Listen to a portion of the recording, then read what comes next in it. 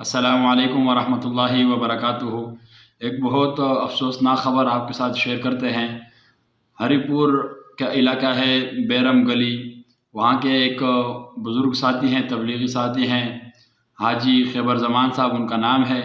आज रायवंड तबलीगी इज्तिमा 2023 में उनका इंतकाल हुआ। इन्ना लिल्लाहि व इन्ना इलैहि राजिऊन। अल्लाह जल्ल शानुहू उनको जन्नतुल फिरदौस नसीब फरमाए और उनके घर वालों को सब्र जमील नसीब फरमाए। हम उनके घर वालों के साथ दिल से ताज़ियत भी करते हैं।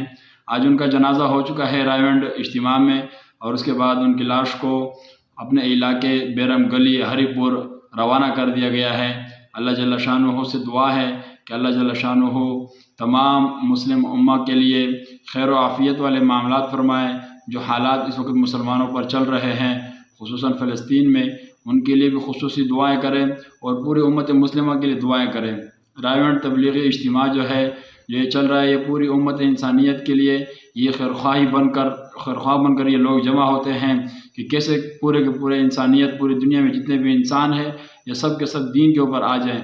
इस चीज़ की ये मेहनत करते हैं। अल्लाह का रास्ता है, नबी का तरीक़ा है, इसके अंदर शहादत का दर्जा मिल जाना ये बहुत ही बड़ी बात है।